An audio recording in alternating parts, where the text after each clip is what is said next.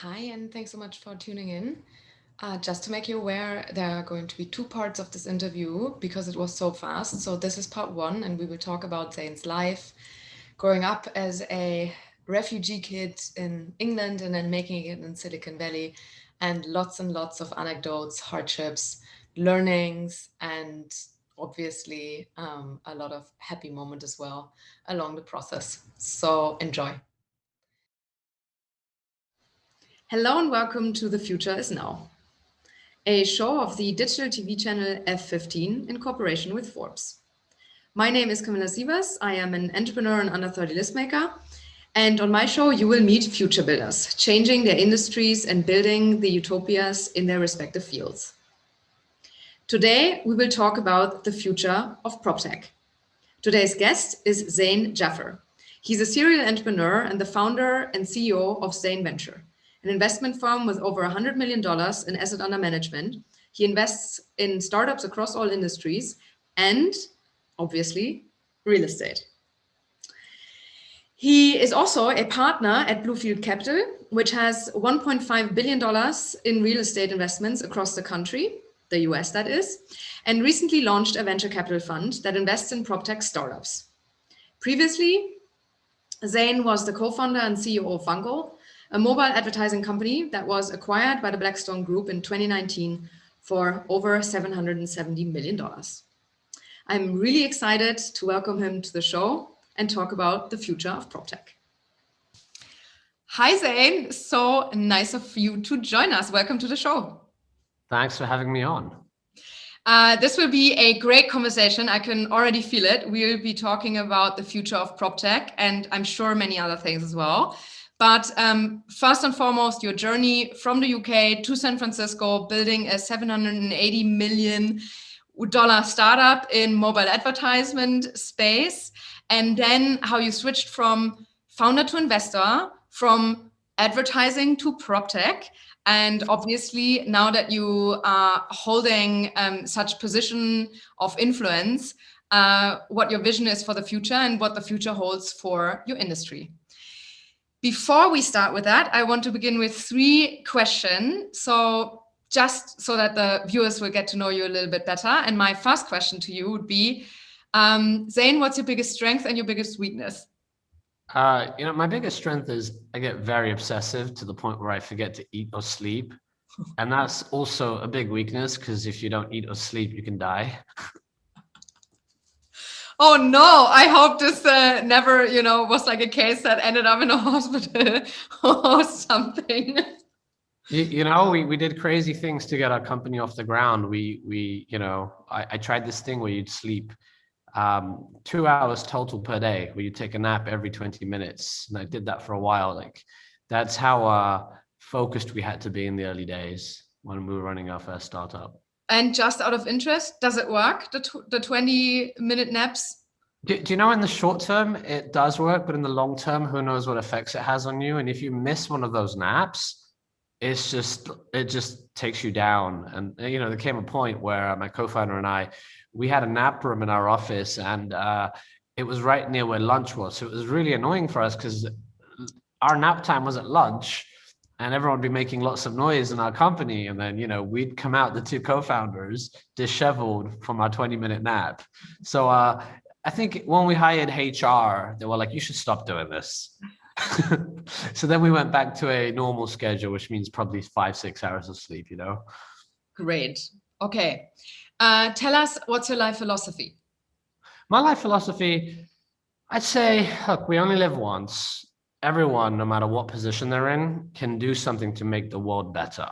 It doesn't matter what position you hold. It doesn't matter how much money you have. We all serve a purpose and we're here to make an impact. Amazing. And what's your work philosophy?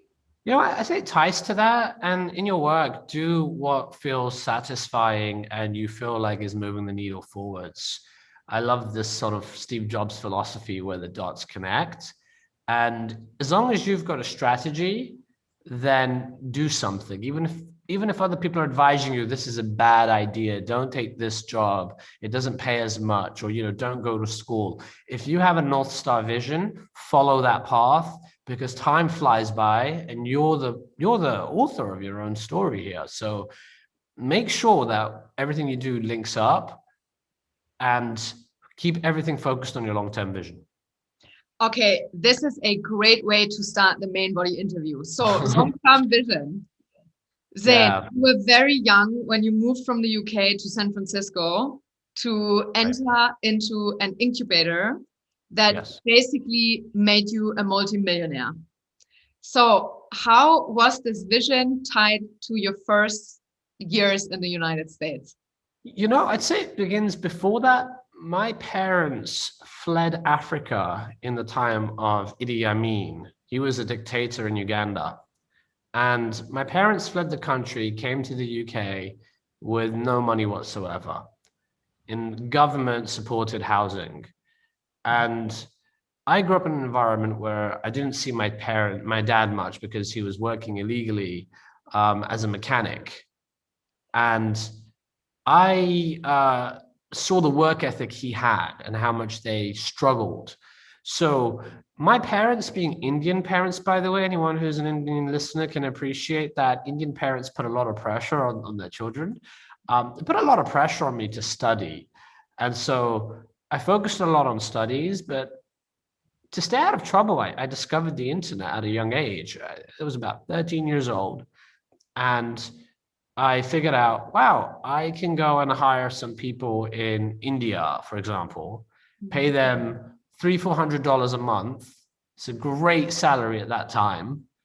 And I can go and have them build websites. And that turned into the first business I had, where I would build websites for people in the days when the mobile web, not the mobile web, the web revolution is happening and people need to go online. It could be anything. It could be your local independent hotel, or it could be, a psychic, tarot card reader who needs a website presence. So I was fortunate in that my voice broke quite early. I sounded exactly how I sound now when I was about 13.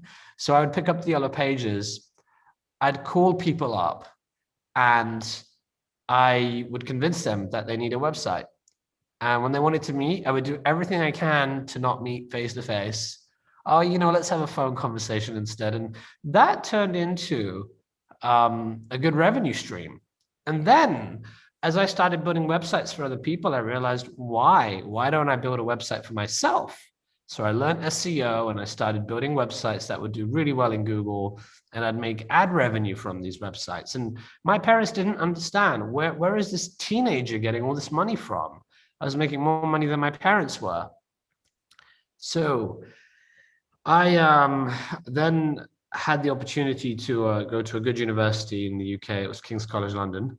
And I didn't want to go. I didn't see the purpose in university. I just wanted to keep building startups.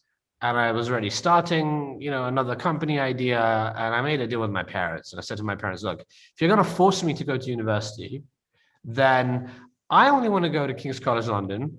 And the reason was because it has a good party life, but I didn't say that to my parents, And also, I thought to myself, I don't really want to go to King's. I just want to keep doing my own company thing because this is really speaking to me.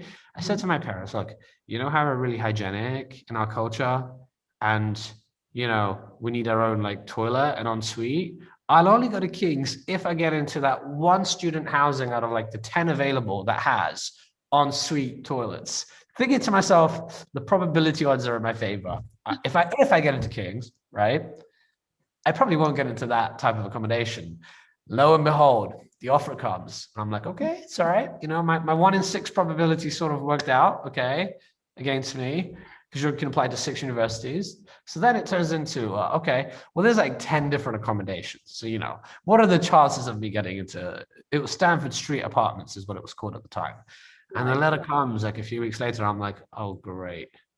Now I have to go to university. I made a deal. I have to follow my word. So exactly, you cannot break a word.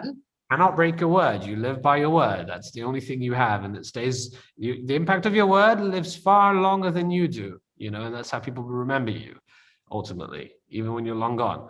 So I had to go to King's College London and gave up all my startup stuff, and begrudgingly I went to school, studied. Why did you have to give it up? Because I had a co-founder at the time, and it was only fair that you can put in full-time effort. There were two other guys. We were trying to launch a different type of company at that time. And I just didn't have the integrity to say, you know what, I'm gonna do this part-time. I was like, you know what, guys, I can't put in full-time, and I think that equity is better given to someone else. Yeah. It was very hard for me to do that. And that startup went on to raise some angel funding in California at the time. And there I was as a student at my university, sort of like, damn, I gave up the startup world, but I know I'm going to get there eventually. I want to make an impact in the world. And what do I do, by the way? Like when I go to university, I think to myself, you know what, I'm going to relax. I'm going to take it easy. And you know, I'm going to make the most of my university experience. I'm going to know everyone, because the next Bill Gates or Steve Jobs could come from my class, you know? So super sociable. And I remember the first few nights at university, I had a few people come over to our like dorm room, our kitchen. Security comes and says, this is a party, we're breaking it up. So I'm like, okay, I'm going to go call some nightclubs and going to try to, you know, see if we can get a space. And that turned into my first company at university in the first 3 days, nightclub promotion business. And I think to myself, what am I doing? I just can't stop. And I, you know, did a student newspaper, and I did a lot of like student charity things. And eventually I started the entrepreneurship club, the King's Business Club, at the university. And that was a way for me to network with other students. Yeah. And I did internships and stuff, but I just knew I want to do a company. This is in my blood. And at this time we had role models like Zuckerberg is taking off. Right. You know, Google is becoming big, and here you are as a teenager, or not a teenager anymore, as 18 to 21, where you're like, man, that's where I should have been. That's what I should have been doing. Right. And so you met your co-founder with, you know, yeah. You built a very successful company.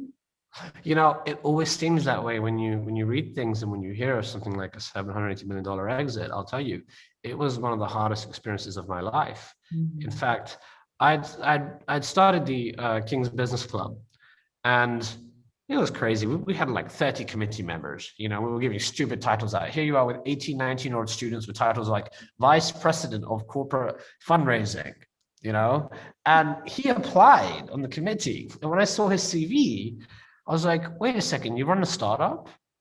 How about I give you my CV?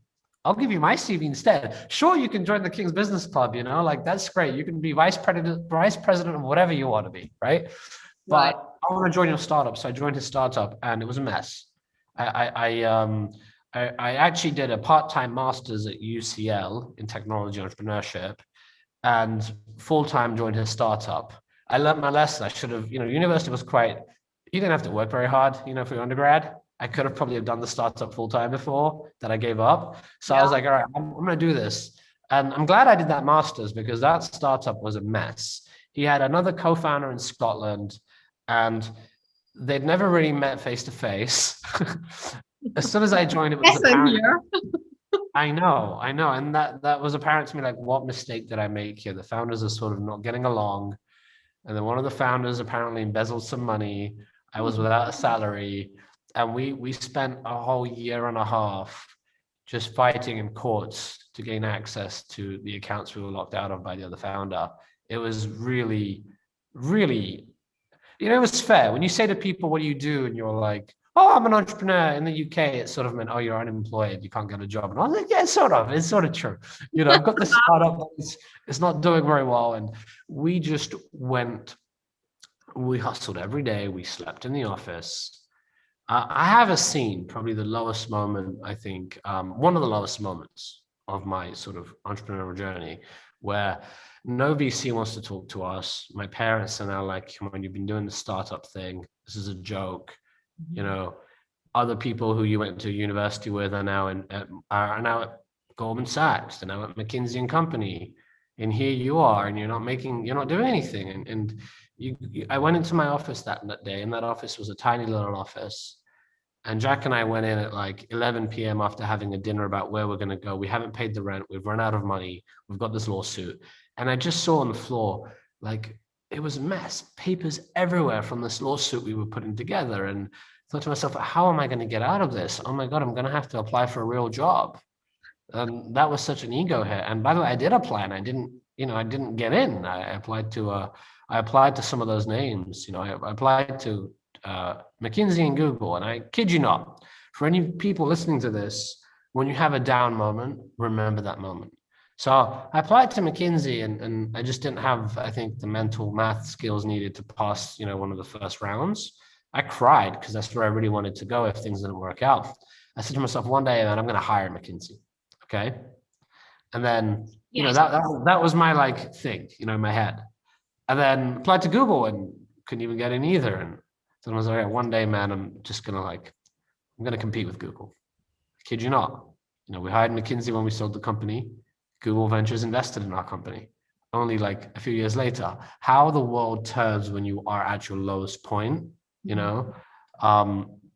So we're there, we're coming up with new ideas. Another whole year passes now, and I'm like deferring my master's degree, that's part-time. I'm like doing it a little bit, but I'm really focused on the startup. And we sort of realize like, wow, the mobile app revolution is taking off. Yeah. This is exciting. Maybe we can do something here. I'm going to cut the story down a bit here for you because it's a long journey, but we'll get to the exciting parts. I hear there's an incubator in San Francisco called AngelPad, and I really want to get into this incubator. And so my co-founder and I, Jack Smith, we just create some videos and we're pitching to the video and we're like, hey, whoever is the judge at AngelPad, I'm Zain, this is Jack. We're gonna destroy Google. We're gonna build the biggest advertising company in the world. And we found out the people that run the incubator actually were people from Google. And so we do some LinkedIn ad targeting. We run ads. I'll give you an example, right? One guy who is my dearest like mentor and we've worked together now, his name was Gokul Rajaram. And he right? Basically, he's known as the godfather of Google AdSense. He created that. He's built a company. Facebook bought that for like 50 million in pre-IPO stock. So you guess he did well. And he's done really well, right? And I made a video targeting him. And that video was like, Gokul, you used to work at Google. Now you're at Facebook. We want to get your attention. We're going to build a big ad platform. Like Facebook's going to be in trouble. We said stuff like this. This video went viral. Like it landed in Zuckerberg's inbox, and I think Gokul got in a lot of trouble. Like, what is this company, Bungle? Like, what is this? Are you invested in them? And we got a call, and it was very angry. It was like, hey, is this Zain and Jack? I'm like, yeah, it is. It is. Is this AngelPad? Yeah, it is. Excellent. When can we start? No, you guys have been harassing us. Take those ads down right now. It's getting us into so much trouble. And, we just kept it up and we didn't hear from them. And eventually they said, okay, you guys are so persistent. We're giving that last spot to you. Fly out to San Francisco. When? Literally fly out tonight or tomorrow. I just call my mom and I'm like, hey, I'm maxing out, I'm borrowing money and I'm flying to the US. When are you back? Probably never. If this works out, probably never. We go to AngelPad and we were the joke of the class. I didn't work at Google or Facebook. I didn't have a computer science degree. I didn't go to the Harvard or Stanford, right? And so in this class of startups, I was ridiculed and my co-founder ridiculed. We're these awkward people with a weird accent, pitching an idea for mobile. I tell you, VCs were telling us, why don't you build a web solution? Why don't you build a web advertising solution? I'm like, why? Like mobile is the future. They're like, well, it's too risky and it's probably not going to work. And games, like who wants to build an ad network for games? Games are such a hit-driven business. VCs turned us down. We were laughed at. People would walk out of the room, after hearing our pitch halfway through, like, sorry, I have another conflict. Bye. And then, someone would come like, hey, sorry, we had to end the meeting early. And I just was really down. I'll give you one more down point. Okay. It's now demo day is coming. And you know what demo day is, right? Demo day, you're pitching your startup idea to people. Right. And it's the big grand finale. Big grand finale. And before they do the big grand finale, they do a practice where they invite sort of friends, former alumni, friends who can give you advice and feedback on your pitch. I get up there. Dry run. Dry run. And I'll tell you, I get up there and I can't get the words out of my mouth. And I'm like, hi, I'm Zain, and I'm running a company. And I had a nervous breakdown. I just couldn't get the words out, and some people laughed at me, and me and my co-founder was looking at me like, dude, you're letting us down, you know. And I looked in his face and was like, oh my God. And I could hear that like Eminem song, you know, lose yourself, right? So I remember I just finished, and people are like, you know, you should probably have your co-founder pitch. Oh You know, God. you couldn't get the words out of your mouth, and you know, your pitch was all over the place, and pitches in like 2 days. And I just was like, no, man, I have to do this, you know. And I gave my pitch at demo day, and it literally was like the best pitch I've ever given. I don't know how the words came out of my mouth. As soon as I was done, this guy comes up to me and he was like, hey, like, I'm in. I've got a check in my pocket. How much do you want? Our $200,000 seed round turned into a $500,000 seed round, which was quite large in that time. Right. This was like 2011, right? 500,000 turned into $1 million. And when you say to investors, my round is oversubscribed, now I'm done, boom, it shot up like crazy. It got to 2 million. And there we were. We were ready to start building our company. And it was a tough journey, lots of ups and downs. We ended up raising $17 million in venture capital funding over many years. And first year was very tough, but we did 850,000 in revenue. Second year, 15 million in revenue. Third year, 56 million. It just kept growing like that until it was 400 plus million. And, you know, set up offices around the world. But it was very hard, very tiring. And when you know, we exited the business, I decided it's time for me to sort of take a break and also to invest and diversify. All my net worth tied up in one stock, that was terrifying. Right.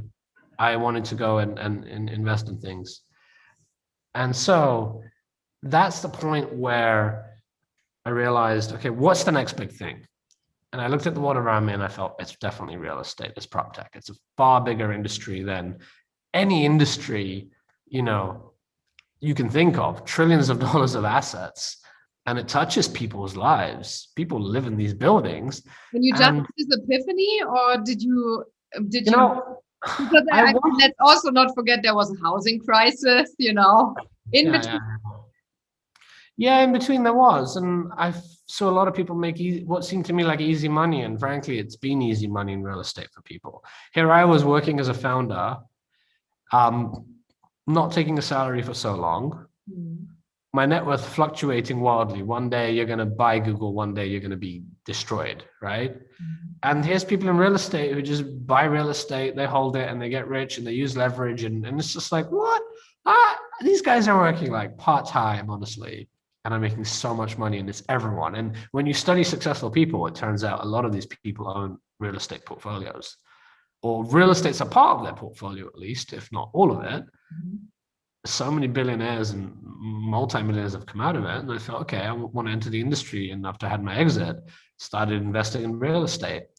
And that's when I was shocked. You're kidding me. All these real estate funds, they have no technology. They operate on spreadsheets. Real estate is so bureaucratic and slow. Every part of the housing process is broken. And I decided to join a fund so I could learn. So I joined a fund called Bluefield Capital. And then I put in a lot of money into the fund because I wanted some ownership. You know, they've got well over $1 billion worth of real estate, and you know, I'm learning a lot from them. And then I realized, okay, now it's time to launch a venture capital fund and start investing in prop tech startups. You know, frankly, I wanted to do a prop tech startup, and as I was brainstorming ideas, I had other people come to me and pitch me the same ideas. I was like, oh my God, thank God I'm not like doing that, because I would not want to compete with this entrepreneur. Instead, I should just invest in that founder. That's how it started. You know, I was like, okay, I'll invest in you because I don't think I want to go and build a competitor to what you're building. And I was like, wait a second, we own, you know, Bluefield owns real estate. I'm a former entrepreneur. Why not invest in prop tech startups? And so that's what I've been doing, and buying real estate. I've been doing that too. Okay, so let's back up for a second. So you're done, you have your payday, and you're like, this is interesting to me. I want to diversify, and property or real estate / prop tech sounds like a good idea. how do you, first of all, how was the switch from being an entrepreneur to an investor? Is it easy because you've been on the other side? Did you have help? And how did that align with your North Star? Yeah, so that's a fantastic question, and it's definitely wasn't easy. The first thing that happens is when you're an entrepreneur and that's all you do your whole life, you have this itch to start another company. I took a bit of a break. I traveled and I was brainstorming new ideas for my next startup, and I just couldn't like switch off. I think it took a good 9 months to a year, maybe even up to 2 years before the residual effects of like wanting to start a company die down. If that's all you know how to do, and people advise me, take a break, relax, don't go do your next thing, because the next thing you do could take another 8 to 15 years, right? So I took that break, spent time with family, but it was very hard. I mean, it was depressive. You lose your identity, and you're like, I'm just an investor now. I want to do a company. I miss that. And then there was also the feeling that how do you play this trend, prop tech? You can start a company, but there's like 20 different areas of prop tech, and every one of these areas is going to be big. My first investor made 1,000x plus return. Okay. And then, seed round investors made based on the valuation, like 200x return. Okay. I was like, I want that. I want that. And I saw those investors make so much money. One of my investors invested in our two only other competitors, and his returns are like in the thousands of X, and employees at one of these companies are like, they made tens of millions. So I thought to myself, okay, I want to be an investor. I want to invest in these like 20 big areas of prop tech, because starting one is going to be hard, but investing in them will be a better idea. And then I had mentors. I talked to my earlier investors who invested in me, and they told me what it's like to be an investor. And it was very hard feedback. And the truth was that most founders do not make good investors. And that was me at the beginning. I'm an optimist, right? I drink the Kool-Aid. Right. I'm the type of guy that when a salesperson pitches me, I just want to buy their product because I was so impressed with their pitch, even if I don't need the product. Right. It does not work like that for startups. No. At the beginning with my family office, a lot of people would pitch me and I'd be like, oh, this is awesome. I want to invest. I think I'm interested. And you were like, wait, this is not the way to invest. And that's when I realized there is a difference between being an angel investor and a venture capitalist, a completely different playbook. And did you know at the time which one you wanted to be? I thought, I didn't know what I wanted to do. Like one day I'm an angel investor, next day I'm a real estate investor, next day I'm an entrepreneur about to start my next thing, and then I'm learning how to code in my spare time, and just all over the place, This is so amazing also that you share this, because people probably will look at you and like, he built a company to like nearly $1 billion valuation. Of course he will know how to do this. This is great stuff. Please continue. I made it up the whole way, really. Every part of it I didn't know what to do, but I just focused on my North Star, right? So I know I want to do something very big in the future. And I think prop tech is like the first wave. There's other waves that I also want to do, things in health tech and stuff like that later on. But having this sort of access to capital or the money I made, I had to invest some in startups. You just have to diversify. You don't want to put it all in bonds and stocks and cash and gold or Bitcoin or whatever. You want to put some in startups. So I was like, all right, here's the thing entrepreneurs should know. Investors have to deploy money. Okay. And here I was, and I'm like, wait, when I was pitching VCs and investors, I was like, oh my God, I've got to convince them to invest in me. And I didn't realize until after I raised money, investors are desperate to deploy cash, and here I was, and I was like, oh my God, I've got this money and it's sitting in cash. Market's going up. I need to spend it. And I'm worried about inflation and I want to invest in startups. So it was sort of like, oh my God, I've got to invest in 4 or 5 startups a quarter or something. Right. To meet my goals. And then your quality drops. Whereas a VC is much more disciplined. A VC is like, okay, I'm going to do deep research in the space. I'm going to write investment memos. I'm going to have a lot of process. I'm going to do due diligence. Literally that guy who came up to me after I did my pitch at Angel Pad, and he was like, I've got a check in my pocket. I like your energy. How much do you want? You can't do that as a VC. you have LPs, and I have LPs now too. I now have my own investors. I've got people investing in my venture fund. right?